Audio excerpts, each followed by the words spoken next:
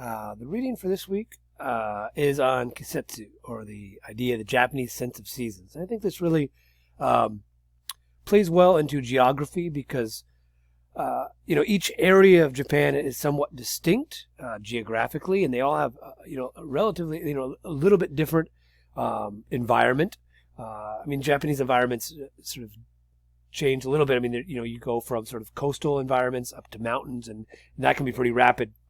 Japanese is pretty mountainous there, but there's also nice sort of rivers and lakes and oceans, mountains, rivers, lakes. Up north, it's super snowy. Down south, it can be more tropical. So, seasons and the idea of nature, I think, is very much part of the Japanese mind, right? Since, that's what this chapter is all about. And it really is. And so I want to kind of get sort of talk about the reading here and seasons in general in Japan, and this will come up a lot more in our readings, some of our readings or our later discussions of the importance of seasons and how they play into Japanese culture. So just very quickly, sort of like the mainland of America, there are 4 distinct seasons in Japan: spring, summer, fall, and winter. Up north in Hokkaido, Hokkaido kind of said, it gets really, really wintry. Lots of snowfall. Up in the mountainous regions, again, lots of snow. Down on, places like Tokyo, it may snow once a winter, but definitely gets chilly in winter and cold. I wouldn't say it's, comparable to, sort of the Midwest of America, but it definitely gets cold in the wintertime. And then, a lot of people have these sort of heated beds they sit on, or like sort of heated tables that they sit in to keep themselves warm. And then spring comes along with, which we'll talk about usually pretty well,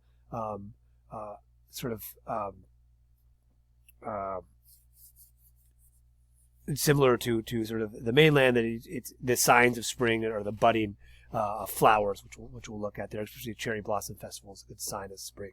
Summer in Japan is hot. It's hot and humid. It is this tropical world, and there's sort of I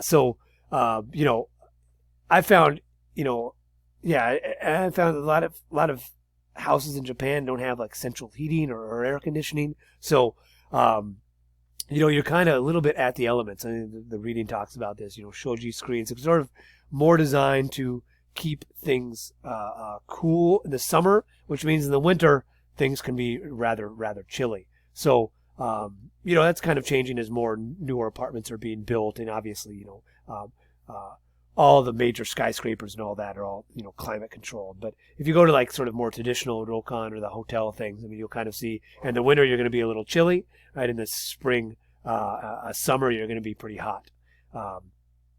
It's part of the seasons. And then within there, especially in the summertime, June, July, and August through October, sort of these are rainy seasons, and then the typhoon season, which again kind of adds this humidity. If you, I'm trying to think of, I guess, Hawaii gets that, right? When storms come, those can be very humid. We also have some stormy seasons as well within Hawaii. But Japan, you definitely have like more like hurricane. Well, typhoon is a hurricane, so you have that there. Right, and with these, and with this rain, sort of abundance rain, and we'll talk about this too. Is that you sort of rice cultivation is very important part of sort of the lifestyle, traditional lifestyle of Japan. It's very much a rice growing world, a wet rice cultivation. So you needed these annual rains, and similar to all sort of agricultural based societies, right? You would plant your rice in the spring, you let it grow during the summer, and then in the harvest in the fall you'd harvest. And so there's a lot of festival season is sort of related to that, especially the fall, sort of the harvest festival, similar to what we might consider that's what Thanksgiving is, right? It's the reason you eat so much is because that's when everything is you have sort of the surplus of food in the fall as everything is sort of coming to season, similar to Japan. So, and then cuisine is also based on seasons, like we sort of just talked about rice. But within each season, there's definitely seasonal foods, and this kind of goes back to last week with the importance of cuisine. And I think Japan, I mean, I think there's an inherent sort of respective nature in Japan, and this comes through in the food, that at certain times of year, certain things are eaten and incorporated into dishes. Like bamboo shoots in the spring, or unagi, eel, in the summer, or mackerel. That's what the book sort of talks about, right? Because that's so different things. Bamboo shoot spring. That's when things start to blossom. Eel, mackerel. What is seasonal migrations of animals as well, especially within the ocean. Gobo, which is murdoch root, I think it's sometimes called. Is sort of this long root, a lot of root vegetables in the autumn as well. That's when they come to season. Yuzu, it's sort of a citrus fruit that comes up. That's very popular in winter. You'll see a lot of yuzu flavored items. So, cuisine is based on season. I think in Japan, there's definitely a sense of it. People really appreciate a seasonal food. Something like soba. These noodles. In the winter you eat the hot soba because it warms you up, and in the summertime you'll have cold soba. Right, the noodles will be cold. And you'll just dish it. The sort of soup or the broth will be separate, and you dip those. So I mean, even with the soba eating, you can see the different seasonal ways in which you even eat similar foods. So yeah, and here's a picture here. I mean, this is summertime in Japan. You can go to the beaches. Wintertime there, and then fall. I mean, again, it's a very beautiful system. And then last thing here, New Year's dishes. The osechi is a bunch of set foods that you eat at New Year's. We'll talk about that a little bit more when we get into festivals. But the New Year dishes are very important. And it's based on the food, what's in season, what's there. They all have different meanings behind the foods. So that's kind of, I mean, we've talked about season, we've talked about food, and then literature. I mean, we'll see this. We're going to get into some Japanese literature, but, there's certain, and this is similar to sort of the Western world, that certain images elicit certain seasons, right? I mean, if you talk about turkey, I mean, that would elicit fall, Thanksgiving, right? Or, birds chirping, that's usually a sign of spring. Similar in Japan. So the nightingale, the uguisu, the sort of nightingale is spring. Hotaru, the fireflies, is indicative of summer, right?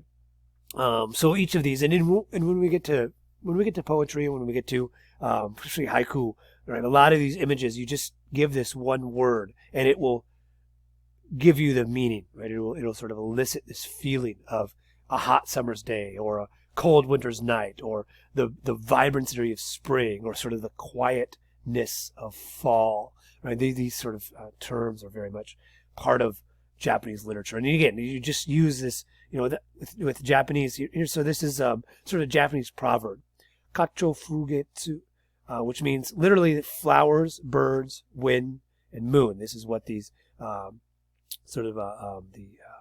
kanji here means. And these are Japanese proverbs, pretty popular, sort of these four character phrases, right? And so it's just literally these four terms, but it elicits, right? It sort of, the proverb sort of means, right? Experience nature and learn about yourself, right? So, it's these kind of concepts, right? When you see this in Japan, that kind of, okay, I gotta, it reminds you to be mindful of nature, right? So I think there's a very much a powerfulness. And, if you were to see one of these kanjis in a different poem, right, that could be a substitute for this entire phrase, right, which would make you contemplate, right? That the author of that is trying to get you to contemplate this larger concept within their sort of poems or stories, right? Or if you see the nightingale, like that tells you that the setting of this story is in spring, right? Or the fireflies, right? Obviously the summertime.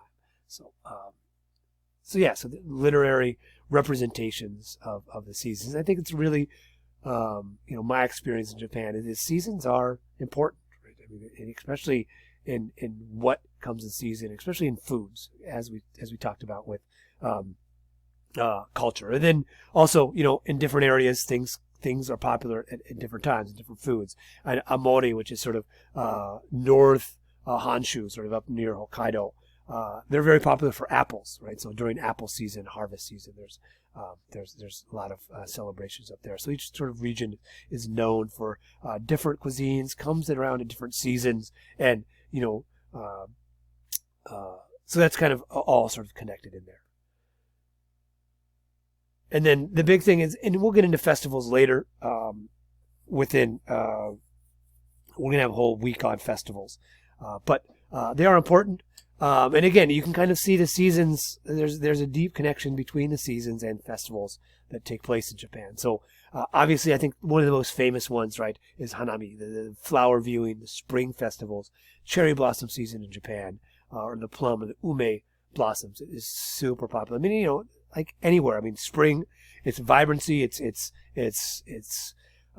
recognized. Winter's over. It's, you can go back outside. I mean, big thing in Japan is to go to these parks. I mean, parks are set up to cater to the hanami, the flower viewing. People go there, have picnics, drink, have a beer, sit out, or are able to go back outside, right? It's winter is done. It's not so cold anymore. It's not as hot as it is in summer, right? It's this nice, pleasant time where you can go out and enjoy nature. And again, this idea that, the cherry blossoms are very transient, right? They're very, very beautiful for a very short amount of time. So you take advantage of that. You get out, and that's part of it's part of the spring sort of mindset.